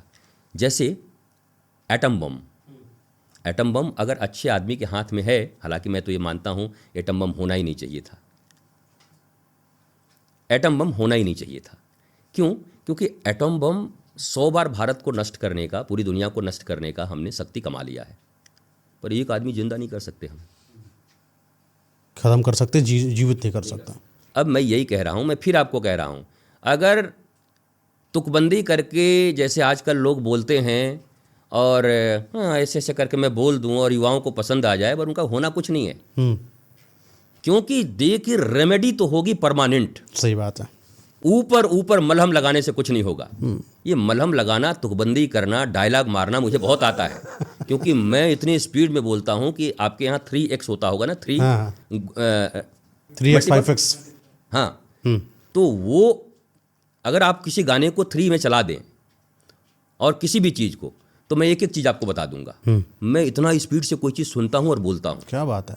आंखें बंद करके मैं उस स्पीड से घंटों तक, 13 घंटे 14 घंटे तक लगातार कथा बोलने का मेरा रिकॉर्ड रहा है, आंख बंद करके। वो तो मैं बोल दूंगा, मुझे आता है। और कोई भी पुरानी वीडियो देख ले तो बोला महाराज इतना अच्छा अच्छा बोलते हैं, और जब पॉडकास्ट करो तो केवल आत्मज्ञान की बात करते हैं। क्योंकि वो कविताएं बोलना, शायरियाँ बोलना, वो 2 मिनट के लिए तालियां मिल जाएंगी, हमारे फॉलोअर्स बढ़ जाएंगे, मिलियन और महाराज जी बिलियन का हो तो वैसे भी फॉलोअर से कोई मतलब नहीं है, लेकिन फिर भी आप फॉलो करिए, क्योंकि महाराज जी सच में जो है जिस चीज़ के बारे में बताते हैं वो आज आपके लिए भी जानना जरूरी है और नई पीढ़ी महाराज जी, क्योंकि नई पीढ़ी को हम लोगों ने कहीं ना कहीं अपने आप को नहीं समझा तो नई पीढ़ी को क्या समझाएंगे। तो आप जैसे लोग हैं बहुत समझ लीजिए दिव्य हैं और अनोखे हैं और आखिरी हैं। आप जैसे लोगों की बात पता नहीं कैसी पीढ़ी जन्म लेगी, पता नहीं क्या होगा, लेकिन आप जैसे लोगों को जितने भी लोग सुनेंगे उनका जीवन बदल जाएगा। मैं तो किसी को कैंसर हो, जी महाराज जी, अंतिम स्टेज में हो, और वो सब जगह से हार गया हो, अमेरिका से भी वापस आ गया, और उसको बताया गया कि फलाने राजस्थान के गांव में 3 आदमी ठीक होके आए हैं। वो कितना भी पढ़ा हो, साइंटिस्ट हो, वो कहाँ जाएगा? उसी राजस्थान के गांव वाले के पास जाएगा। मरता क्या न करता कि क्या पता हमारा काम बन जाए, यहाँ से बन ही जाएगा, क्योंकि लोग वहाँ से ठीक हो रहे हैं, ये देखा जा रहा है। मैं भी यही कह रहा हूँ मेरे बच्चों, आप कितने भी पढ़े हो, कितना भी विज्ञान जानते हो, कितना भी आपके पास एजुकेशनल डिग्रियाँ हों, लेकिन अगर आपको रियली हैप्पीनेस चाहिए, ब्लिसफुलनेस चाहिए, तो you have to unfold your self. महाराज जी आपके यहाँ पर निकुंज वन है, वहाँ पर एक वृक्ष है मनोकामना वृक्ष। ऐसा माना जाता है कि जब लोग वहाँ पर आते हैं चाहे जैसी मनोकामना हो और वो लेकर आ जाए, दीपक जलाते हैं, ऐसा ना महाराज जी, पूर्ण हो जाती। बताइए क्या है वो? मनोकामना वृक्ष थी। अच्छा। हम जब गए तो मेरे एथिक्स के हिसाब से वो ठीक नहीं बैठता। अच्छा। तो मैंने उसको हटवाया, मैंने कहा लिखो शुभ कामना वृक्ष। शुभ कामना। क्योंकि मुझे पता है वृंदावन के वृक्षण को मरम न जाने कोई, जहाँ डाल डाल और पात पात पर श्री राधे राधे होए। आपने साधना भी करी थी महाराज जी वहाँ पर? 300 वर्ष पुराना वृक्ष है, और मेरे मैक्सिमम साधनाएं वहीं पर हुई हैं, ध्यान। और आप आश्चर्यचकित हो जाएंगे। देखो, जो एनर्जी आप फील कर सकते हो, हाथ कंगन तो आरसी क्या कहते हैं ना, आप स्वयं फील कर सकते हो। तो लाखों लोगों ने, एक नहीं, मैं लाखों लोगों की बात करता हूँ, आज तक लाखों लोगों ने उस ऊर्जा को वहाँ से प्राप्त किया। देखिए, ऊर्जा से ही तो सब कुछ होता है। एनर्जी नष्ट नहीं होती, फिजिक्स का सिद्धांत है ना, एनर्जी नष्ट नहीं होती, ट्रांसफॉर्मेशन होता है, बदलती रहती है, ऊर्जा बदलती रहती है, रूपांतरण होती है, ऊर्जा का रूपांतरण होता है। वो ऊर्जा आपकी ऊर्जा से वहाँ मिलती है, और आप अभी तक जहाँ असफल हो वो काम करने में आप सफल हो जाते हो, क्योंकि आप ऊर्जा से भर जाते हो ना, मैं कर सकता हूँ इसको। लाखों लोगों ने अपनी शुभकामना को वहाँ से पूर्ण किया है। मनोकामना खतरनाक है। मन में उठी बातें हमारी मृत्यु का भी कारण बन सकती हैं। पर शुभ कामना, अर्थात मेरी जो कामना है वो शुभत्व के लिए है। तो मैं आज भी कहूँगा युवाओं से, मनोकामना के पीछे मत पड़िएगा, वो आपको मार डालेगा किसी दिन। महाराज जी, मैं अपने ऑडियंस से सबसे बोलना चाहता हूँ कि जितने भी लोग दूर दराज से हैं, वृंदावन के अंदर आइए, और यहाँ पर एक निकुंज वन है जहाँ पर सदगुरु रितेश्वर महाराज जी जो है बहुत अच्छे तरीके से उस चीज़ को प्रचार प्रसारित कर रहे हैं, वहीं पर हैं, और इतने दिव्य संत के आप दर्शन करने आइए। साथ ही साथ शुभकामना, जो कि मनोकामना वृक्ष है असल में, अब महाराज जी का बड़प्पन है कि उसको शुभकामना वृक्ष का नाम से प्रसारित करना चाहते हैं। तो आप लोग आइए, और अपने अंदर की कोई भी इच्छा है जो अधूरी है, जब कहीं से ना मिले तो कहीं तो सहारा होता ही है, तो क्या पता यहीं से वो चीज़ पूरी हो जाए। तो मैं चाहता हूँ कि आप आइए वहाँ पर भी, और अपने सदगुरु जी के जो कि सामने आपको मिलेंगे, उनके भी दर्शन करने का सौभाग्य प्राप्त करिए। पता नहीं ये पीढ़ी के बाद दूसरी पीढ़ी कर पाएगी कि नहीं, वो तो ऊपर वाले का भरोसा है। महाराज जी, आपने बहुत बहुत समय दिया पॉडकास्ट में, पॉडकास्ट की दिव्यता को आपने जागृत करा। जितने भी लोग सुन रहे हैं, हम और हमारी टीम, सबको लग रहा है कि सच में पता नहीं कहाँ पर हैं, आपकी बातों में खो गए। बस अपना आशीर्वाद दीजिए हम लोगों को। हम और आप, ईश्वर ने चाहा और चाहेंगे, फिर कभी विषय तय होंगे। हाँ। युवाओं के, और उसकी रेमेडी वैज्ञानिक तरीके से और धार्मिक तरीके से, बिल्कुल इन विषयों पर हम बैठेंगे।